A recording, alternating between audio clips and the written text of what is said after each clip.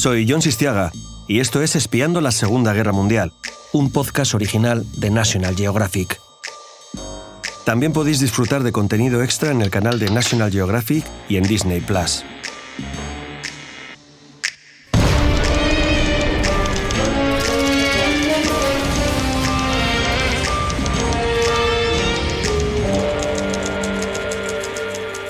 Hoy vamos a poner voz a los espías claves de la Segunda Guerra Mundial. En concreto vamos a hablar de nombres que es imprescindible conocer: Garbo y Ramsay. O lo que es lo mismo, Juan Pujol y Richard Sorge. Contaremos con el testimonio de alguien muy cercano a Garbo, su hija. Y claro, por tanto, la hija de Araceli, que fue la mujer de Garbo y también fue espía. Ambos fueron figuras clave del espionaje en dos momentos cruciales de la guerra: Garbo en el desembarco de Normandía y Sorge en el ataque alemán contra la Unión Soviética. Pero antes de comenzar a poner voz a nuestros protagonistas, me gustaría comenzar con esta historia. Es una noticia datada en abril de 1943, cuando unos pescadores de Punta Umbría, en Huelva, encontraron lo que parecía el cuerpo de un militar británico vestido con gabardina, y lo más curioso es que llevaba esposado a su mano un portafolios. El sujeto en cuestión parecía ser un piloto británico llamado William Martin, al menos a juzgar por la documentación que el cadáver llevaba consigo. Sin embargo, lo cierto es que todo era un montaje de los servicios secretos británicos, que habían creado toda una historia falsa en torno a esa figura, incluidas cartas personales con su supuesta novia y documentos confidenciales sobre la próxima operación de los aliados. Los británicos jugaban con la seguridad de que la afinidad entre el régimen de Franco y la Alemania nazi haría que las autoridades españolas compartieran el contenido del portafolios con los alemanes, como de hecho ocurrió. El objetivo era hacerles pensar que las fuerzas angloamericanas desembarcarían en Grecia y no en Sicilia, como finalmente ocurriría 3 meses después. La operación de contrainteligencia fue un éxito total, porque lejos de concentrar sus esfuerzos en la isla, Hitler ordenaría dividir el grueso de sus fuerzas entre Cerdeña y Grecia. Se trataba de una maniobra clásica de contraespionaje para hacer pensar al enemigo cómo y dónde iba a ser la siguiente operación militar y después golpear en otro punto. Y sobre todo esto vamos a hablar hoy, sobre espionaje, sobre contraespionaje y también, ¿por qué no?, sobre sabotaje. Kod Zagadki. Kode. Código Enigma. En primer lugar, me fascina personalmente la personalidad del hombre que puede pasar 9 años de su vida mintiendo a todos los que le rodean. Literalmente a todos. David Alegre, bienvenido. Hola, muy buenas, Jon. Sara Ruballo, ¿qué tal? Hola, muy buenas. Bueno, ¿a quién le apetece espiar, buscar en este mensaje? Yo mismo, Jon. Mira, estamos escuchando la voz de Owen Matthews en su famosa biografía sobre Richard Sorge, que es verdaderamente apasionante, ¿no? Y que nos muestra la vida de ese espía que hizo ganar la guerra a Stalin. De hecho, es muy importante espiar en su vida y en su infancia para entender cómo se desarrolla su carrera posterior, ¿no? Y bueno, él nace justamente de una madre rusa y de su padre, que era un ingeniero de minas alemán. Ya cuando llega a los 20 años, estalla la Primera Guerra Mundial y es uno de los centenares de miles de jóvenes alemanes que marchan como voluntarios a combatir, ¿no? Pero claro, como tantos otros, quedó marcado por la terrible carnicería, ¿no?, que fue la guerra, una carnicería inútil, que muchos percibieron como tal, y por la situación de miseria que dejó tras de sí el conflicto. Eso le llevó a radicalizarse políticamente, ¿no?, y a militar en el Partido Comunista Alemán ya desde principios de los años 20, combinando el trabajo, curiosamente, en la mina, ¿no?, en las minas del Ruhr, con sus estudios de doctorado en ciencias políticas. En definitiva, era un tipo con una cultura vastísima, con multitud de inquietudes y muy deseoso de tomar parte en los acontecimientos de su tiempo. Tenía una personalidad muy fuerte, además, ¿no? Era muy amante de las emociones intensas, ¿no? Y bueno, eso hizo un cóctel muy particular que lo hizo convertirse en esa figura estereotípica, ¿no?, que a veces tenemos del espía. Bueno, a ver, Sorge era carne de espía, es decir, trabajaba en las minas, es decir, tenía la ideología, digamos, del proletariado que en ese momento no estaba en auge. Había estudiado ciencias políticas, con lo cual su formación universitaria también era bastante vasta. Mínimo hablaba ruso por la madre, alemán por el padre, ¿quién no hubiera querido captarlo, no? Sí, lo más interesante de Sorge es que además encima él descubrió que le apetecía ser espía, porque se sentía muy cómodo en este trabajo, desempeñando esta labor, porque además era un buen dandy. Y bueno, en los años 20 descubre eso, que le apetece ser espía y comienza a hacer varias misiones y con ellas se va al Reino Unido, la propia Alemania también desarrolla varias. Es en 1929 cuando el gobierno de Moscú le incita a que se meta dentro del partido nazi y allí desarrolla un perfil muy particular, muy curioso, porque hace todo lo contrario a lo que él venía haciendo, ¿no? Para poder borrar su pasado. Y bueno, ya eso, en los años 30 llega a Japón y bueno, ahí es donde empieza realmente la labor más importante y más difícil, porque penetrar en las autoridades niponas con la desconfianza endémica que tiene este país, que realmente son bastante herméticos, ¿no? A la hora de establecer relaciones personales, pues la verdad es que fue absolutamente extraordinario. Este era un espía clásico del modelo 007 casi, ¿no? No sé si era alguien que también tiraba de pistola rápidamente y saltaba desde edificios y nunca se mataba, pero su formación, tú lo has llamado dandy, sí, total. Es decir, alguien que no tiene pues unos atributos físicos un poco buenos o que, vamos, que es feo, ¿no? Que no sabe demasiados idiomas pero quiere ser espía, pues hay que dedicarle a otras cosas. No lo puedes meter en las altas esferas ni del partido nazi ni del imperio japonés, ¿no? Déjame escuchar otra vez al autor de su biografía. Enigma Code.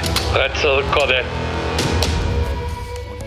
Uno de sus pasatiempos favoritos es emborracharse mucho y conducir una moto muy potente a alta velocidad, normalmente con chicas en la parte de atrás. Esta es su principal técnica de seducción. Tiene una moto muy potente, una Zundong Flat Twin de 500 centímetros cúbicos que pesa 180 kilos. Es un verdadero monstruo.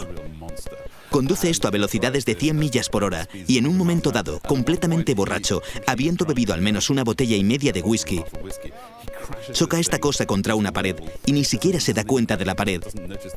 Y conduce contra ella y la pared gana y se rompe la mandíbula. Bueno, de alguna manera sí que era un poco un tipo de acción, ¿no? Porque condujo contra un muro. ¿Quién quiere desencriptar esta idea?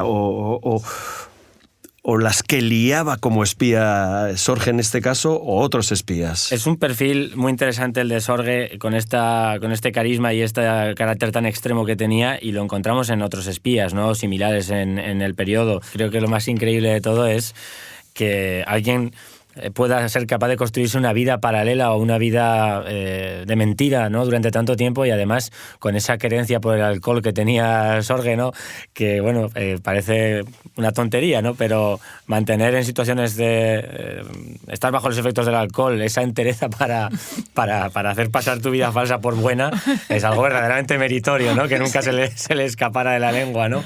Eso lo describe muy bien Matthew en su libro, ¿no? Porque se agarraba pues las borracheras que hay que agarrar en estos lugares, ¿no? Pero mantener un poco la distancia, sabiendo que tu objetivo es que se emborrache el de enfrente mucho más y acabe cantando, ¿no? Pues cuántos barcos están en la península de Karelia, ¿no? O si el ejército nazi va a acabar atacando a Stalin, ¿no? Efectivamente, lo más importante, no cantar tú. Tu propia verdad, que haces allí. Y bueno, aparte de eso, mezclar eso, más a mí me fascina la cantidad de amantes niponas que tuvo. ¿Ah, o sea, sí? realmente conseguir, pues eso, una red de mujeres, ¿no? Alrededor de él. Pues realmente, aunque fuese feo, tenía que ser un tío bastante atractivo y, no sé, o contar unas historias maravillosas, o ser muy simpático, o no sé, tendría algún encanto especial para conseguir meterse carisma. a tanta gente en el bolsillo, Mucho ¿no? carisma, sí. Porque él pasó de alguna manera como a espiar para los soviéticos, de acuerdo, pero estaba como en medio de tres regímenes diferentes, ¿no? Políticos. Él espiaba a los nazis, por un lado. Luego se va al Imperio del Sol Naciente, que tenía pues otra dinámica de funcionamiento y tal, pero además espiaba para la Unión Soviética. Oye, hay que tener la cabeza muy bien amueblada, ¿no? Porque estás en un eje de tres regímenes autoritarios, dictatoriales e incluso exterminadores. Sí, yo creo que eso es lo más sorprendente, ¿no? Sobre todo el hecho de poder borrar tus propias huellas en auténticos estados policiales, que casi parece un milagro, y luego, sobre todo, es un poco lo que comentas, ¿no? Yo creo que tiene mucho que ver con el hecho de que Sorge verdaderamente creía en lo que hacía. Él era un ferviente convencido de la causa comunista y de la necesidad de salvar a la Unión Soviética de sus enemigos, ¿no? En este caso de Alemania y de Japón. Y yo creo que esa es un poco la gasolina que lo mantiene vivo y que lo mantiene firme en su trabajo, ¿no? En un trabajo muy difícil. ¿Cómo se podía determinar la fiabilidad de sus informaciones o cómo en aquella época se conseguía contrastar las informaciones que enviaba, en este caso, Sorge o cualquier otro espía? Porque había que valorar de alguna forma la fiabilidad de sus fuentes, ¿no? Hay auténticos equipos muy extensos de gente trabajando en los servicios secretos de cada país, recogiendo esa información, filtrándola y comprobando su fiabilidad a posteriori, ¿no? Lo que pasa es que, claro, muchas veces el problema ya no es tanto la calidad de la información, sino que esa información sea tenida por buena por quien tiene que aplicar políticas a partir de ella, que muchas veces los espías se encontraban con que sus informaciones no eran tenidas en cuenta.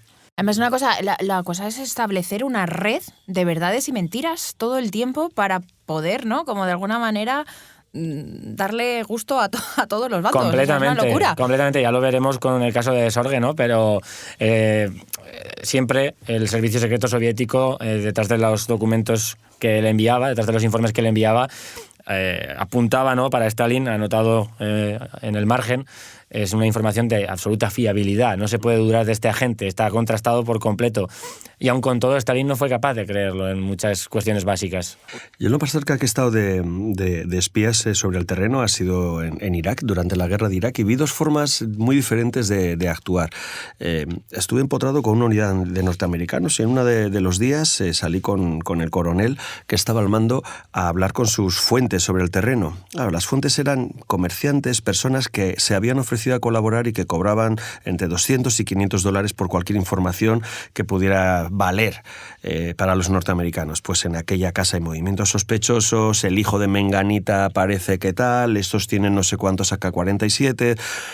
Era una información de alguna manera baja o de pobre calidad, porque el que lo mandaba era siempre alguien que lo hacía por dinero, ¿no? Arriesgando su vida.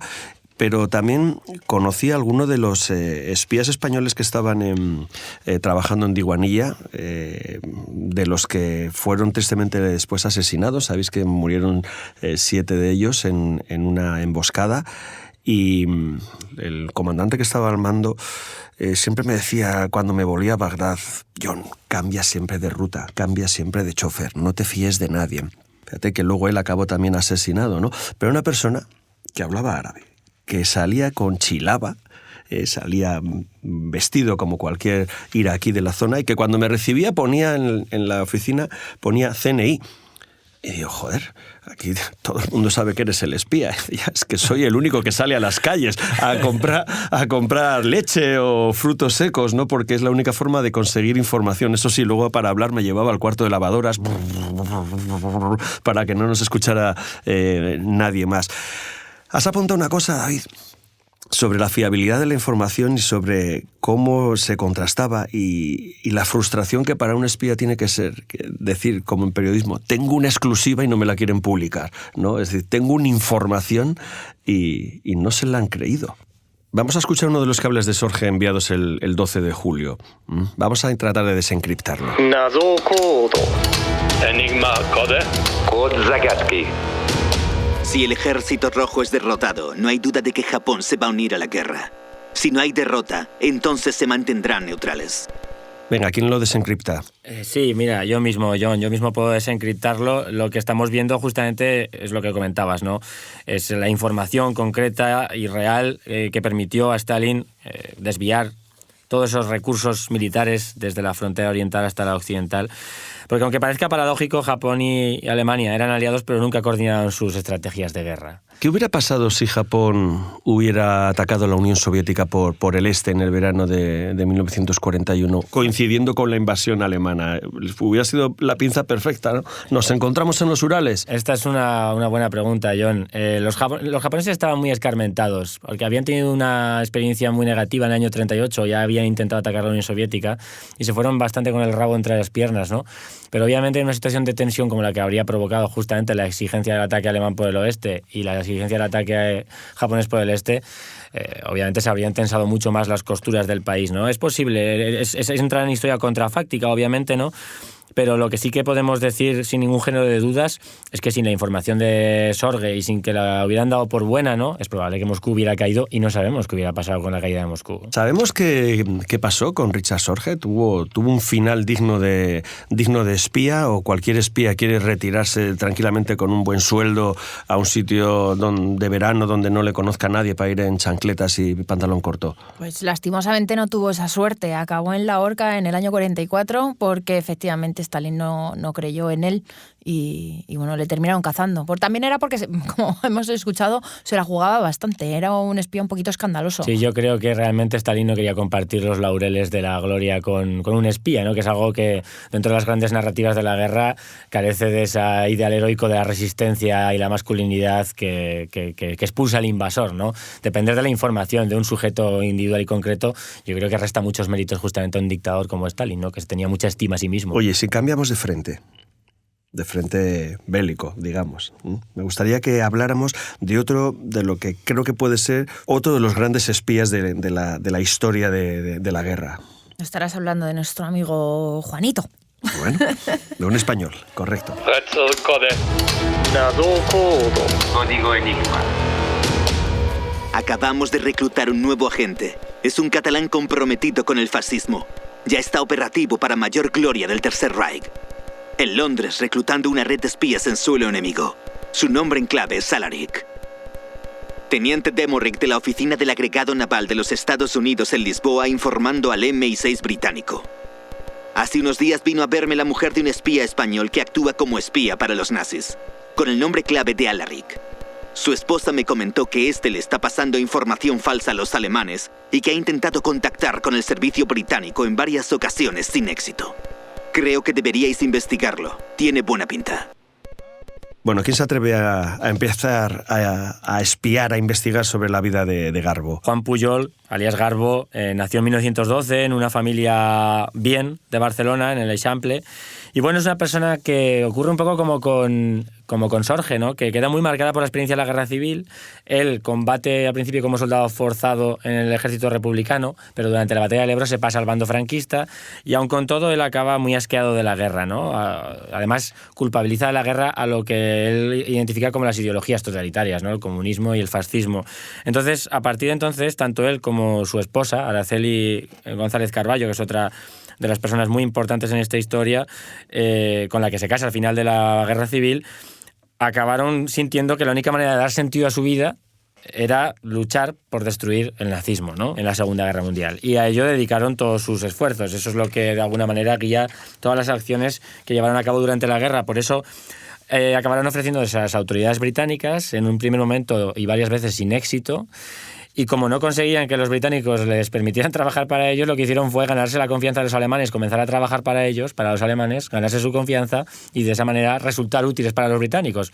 Una vez estuvieron ya dentro del ajo, en todo el meollo, los británicos dijeron, hombre, pues esta gente a lo mejor pueden ser útiles. O sea, este hombre, para empezar, empieza poniéndolo como una especie de granja de pollos. O sea, esto es maravilloso. Es uno de esos primeros grandes trabajos totalmente, no sé, inusuales de alguna manera dentro de que puedas pensar que es un espía.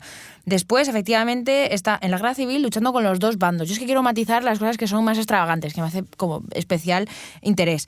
Y dentro de los dos bandos, realmente, por lo visto, se pasa mucho tiempo escondido en los matojos. O sea, realmente no quiere coger un fusil y de hecho, incluso se hace telegrafista para precisamente no tener que coger un fusil y no tener que disparar a nadie. Era realmente muy antibelicista, ¿no? Realmente odiaba la guerra y los conflictos armados y las muertes. Y esto fue un poco lo que le lleva a empezar a crear, ¿no? esta necesidad de montarse un mundo paralelo, por decirlo de alguna manera, con una red de espías inventados de 27 personalidades distintas, con sus vidas, sus gastos, sus cosas, para hacérselo creer a los alemanes. Y los alemanes de esta manera se tragan el anzuelo, como se suele decir, con caña y todo. Totalmente. Un espía autodidacta, ¿no? Total. De alguna manera, ¿no? Pero fíjate, ¿cómo fueron generando esa idea? O sea, ¿en qué momento en el seno de esa pareja, de ese matrimonio, surge la idea de que están de acuerdo en que los totalitarismos van a llevar a Europa al desastre y qué pueden aportar ellos, ¿no? Y empiezan a crearse esas tapaderas que serían lo que cualquier servicio secreto les hubiera ofrecido, ¿no? Una segunda vida, una esposa, un trabajo, un colegio, es decir, algo que hubiera ayudado a crear esa identidad, ¿no? Y sobre todo jugársela a muerte sin tener respaldo de ningún gobierno, ir solos y sin nadie más. A tumba abierta, sí. A tumba abierta, efectivamente, a convencer a los alemanes de la gran mentira que se habían inventado, ¿no? Dejadme daros una alegría porque en este podcast de Espiando a la Segunda Guerra Mundial tenemos una entrevista en exclusiva con la hija de Juan y de Araceli. Vamos a escucharla. Code Zagadki. Code. Código Enigma. Él lo que no quería era pegar tiros, no quería. Y entonces, pues bueno, pensó que la mejor manera de ayudar contra el nazismo era a través del espionaje o el contraespionaje. Y se le ocurrió porque quería colaborar, porque necesidad no tenía. De hecho, tenía los billetes ya comprados para irse a Brasil. Tampoco les apetecía quedarse en España en ese momento, pero se iban. Cuando mi madre, bueno, era muy jovencita, 25, 26 años, tuvo la energía y el valor de cuando vio que a mi padre no le hacía caso la embajada británica, ella en Lisboa se presentó en la embajada americana. Y allí consiguió que los americanos le hicieran caso. Entonces, ¿cómo lo hizo? Pues se presentó con una carta o con varias cartas, eso no lo sé muy bien, de mi padre, que mi padre había mandado a los alemanes, con escritos en tinta invisible entre líneas. Y eso ya llamó la atención de los americanos, que se pusieron en contacto con los británicos. Y los británicos, por otro lado, estaban buscando a mi padre porque sabían de un agente libre que estaba trabajando, creían desde Inglaterra, pero no sabían quién era ni dónde estaba. Si no llega a ser por esto, realmente a lo mejor Garbo no hubiera existido. ¿Cómo os quedáis con Araceli? Es muy interesante cómo Garbo me ha encantado cuando dice va por libre. Era un espía que va por libre y le están buscando, pero a su vez él se ha presentado varias veces, decir, oye, que me hagáis caso, y no le creen y no le hacen caso. Oye, qué gran dilema, ¿no? Este de un espía, de querer ser escuchado y no. O sea, es un poco loco toda esta situación. Bueno, la frustración que debió tener Ramsey, ¿no? Cuando pasaba información tan potente que Exacto. venía desde Tokio y que afectaba a lo que iba a pasar en la frontera entre Polonia, ¿no? En ese momento ya, o la Alemania, mejor dicho ya. No tenía una mujer. No tenía una mujer detrás que dijese, oye, estoy harta de que no te crean y que te tienen que dar este trabajo, ¿eh? Pero Araceli, 25 años, presentarse en una embajada y decir, a ver... Claro, es un objetivo común y... No sé, no estaban cumpliendo, no estaban consiguiendo. Entonces ella, harta, dijo, voy a hacer algo. ¿Cómo trabajaban ellos? ¿Sabemos cuál era su forma de funcionar? ¿Cómo se distribuían, digamos, contrastar las informaciones, etcétera? Bueno, yo creo que lo más interesante de la historia de ambos es justamente que tuvieran la capacidad con su trabajo de engañar a los alemanes, ¿no? Que es lo que pone de manifiesto hasta qué punto este mundo del espionaje se mueve en la precariedad absoluta, en la necesidad de confiar.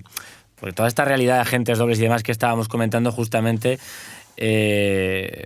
claro, nos da cuenta un poco del caos que es este mundillo, ¿no? Entonces, ellos empezaron en Lisboa trabajando un poco viendo cuántos buques salían, entraban, ¿no? Y desde allí fueron trasladados directamente por el servicio de inteligencia británico a las islas y fue cuando empezaron a desplegar su labor más importante, ¿no? A pesar de lo que dice María, de que su padre lo que no quería era pegar tiros, él fue el protagonista de toda una operación de desinformación, ¿no? La Fortitude, que bueno, provocó de alguna manera el final de la Segunda Guerra Mundial, pero también produjo mucho tiro, ¿no? Sí, pero en realidad, fíjate tú, que una de las cosas que más alegró siempre a Garbo y que él confiesa en algunos de los testimonios que se tomaron de él, es que justamente al despistar la atención, que en esto se basó la operación Fortitude, ¿no?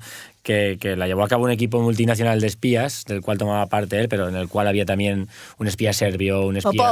Popov, exacto. Un espía noruego, o espías noruegos, en fin. Había gente de diferentes entornos. Fortitude era una operación a gran escala de contraespionaje que lo que tenía que, de alguna manera, crear era la percepción en los alemanes de que podían ocurrir o diferentes operaciones simultáneas en diferentes puntos de Europa y, sobre todo, que el principal desembarco aliado sería en Calais, o sea, muchos centenares de kilómetros al este de Normandía. Entonces, Garbo siempre se alegró porque vino a decir, bueno, el hecho de que aquella zona estuviera desguarnecida hizo que se salvaran muchas vidas, porque habría menos resistencia, morirían menos defensores porque habría menos y morirían menos asaltantes porque no habría tanta resistencia, ¿no? Entonces, él siempre creyó que de alguna manera contribuyó a que se pegaran menos tiros, justamente, porque acortó la guerra también, ¿no? Entonces, bueno, eso para él fue, yo creo, era en ese sentido un humanista totalmente, ¿no? Ahora sabemos que, bueno, Garbo fue un agente doble. Pero es que Araceli también lo fue, de alguna manera. Estamos hablando de un matrimonio, es decir, un agente cuádruple, ¿no? De alguna manera. Me deja con cierta desazón que se haya ocultado siempre la historia de Araceli con lo importante que es, ¿no? Y que la haya ocultado incluso también él. ¿Podría querer protegerla? O podría querer monopolizar, digamos, la gloria, ¿no? Puede ser las dos. Aprovechando que el Pisuerga pasa por Valladolid. Vamos a escuchar a la hija, a ver qué dice. Code Enigma. Código Enigma. Bueno, en principio, cuando mi padre llegó a Inglaterra para recibir la medalla del Imperio Británico en el 84, y luego después, ese mismo año, escribió un libro con Nigel West, pues yo creo que tenían un acuerdo para no mencionarla a ella, debido a las circunstancias, que ya cada uno tenía su vida, estaban en diferentes países y continentes. Y entonces, claro, al no mencionarla él, pues ya de ahí hubo como una ocultación, ¿no? Sin nadie proponérselo de alguna manera. Incluso cuando mi padre tuvo ese reconocimiento, nosotros los hijos le preguntamos a ella y ella no quiso contarnos nada. Ella, como tantas espías, pues tuvo que callar. Es que es consustancial con su trabajo. Mi madre cayó antes, durante y después. Oye, ¿qué fue de sus vidas? ¿Cómo acabaron? Bueno, pues Garbo sí que acabó, como bien habíamos comentado, ¿no? ¿Cómo acabó en espía? Pues bueno, retirado en una playa. Ahí se fue a Caracas, a Venezuela, y allí se divorció de Araceli. Araceli se vino para España, donde se volvió a casar y tuvo más hijos. Y luego Garbo, por otro lado, se quedó en Venezuela y tuvo otra esposa y más hijos, que por cierto montó un hotelito, un restaurante, no sé, es que era un emprendedor nato, me tiene loca. Y nada, falleció allí de un derrame cerebral 5 años más tarde de recibir su premio. Dejadme que os cambie de tema y de territorio otra vez para ir finalizando. Mirad, la noche del 27 al 28 de febrero de 1943, la planta de agua pesada de Vemork, al sur de Noruega, saltó por los aires. Y con ella también lo hicieron todas las reservas almacenadas de esa materia prima básica para el programa nuclear alemán. La explosión, pues, fue fruto de un sabotaje planeado por los servicios secretos británicos y ejecutado por unos comandos noruegos infiltrados en el país. 10 días antes habían sido lanzados en paracaídas y, con sus habilidades como esquiadores, les permitió huir sin apenas ninguna baja. Fue un éxito rotundo, ¿no? Porque fue así, ¿no, David? Sí, efectivamente, acabaron con todas las reservas de esta materia prima estratégica y además, lo que comentabas, ¿no? No tuvieron ni una sola baja, consiguieron huir a través de la frontera con Suecia. Y bueno, el valor tiene que ver justamente con el hecho de que otros planes de este tipo habían fracasado absolutamente antes, ¿no? La operación en ese sentido es absolutamente espectacular. Y esta operación, David, consiguió paralizar el programa nuclear nazi, es decir, ¿Estaban cerca de conseguir la bomba? En contra del morbo que supongo que la gente espera, ¿no? Los alemanes estuvieron lejos de desarrollar ni tan siquiera un reactor nuclear, ¿no? Que es un paso previo, digamos, un reactor de uso civil para poder desarrollar un programa nuclear de armas atómicas, ¿no? Es verdad que habían sido los más avanzados en este tipo de campo. Tenían algunos de los mejores físicos nucleares, ¿no? La primera fisión del átomo se llevó a cabo en Alemania. Werner Heisenberg, uno de los mejores físicos de la época, había sido premio Nobel poco antes de la guerra. Pero en realidad fue un programa estratégico que fue descartado o que fue infradotado de los medios que habría necesitado para poder ser llevado a cabo por parte de los alemanes con éxito, ¿no? Entonces, en realidad la operación fue un éxito, la operación contra la fábrica de agua pesada, pero es difícil pensar que, aun cuando hubiera funcionado a pleno rendimiento, hubiera podido dar lugar a una bomba nuclear, ¿no? De uso. O sea, no estuvieron cerca en ningún momento en realidad. Pues David, Sara, muchísimas gracias. Podemos seguir hablando horas, así que los podcasts tienen que durar menos. Os invito a participar en el siguiente podcast de Espiando la Segunda Guerra Mundial. Claro, vamos para allá. Recuerda que también puedes seguir disfrutando de más contenido sobre la Segunda Guerra Mundial en el canal National Geographic y en Disney+.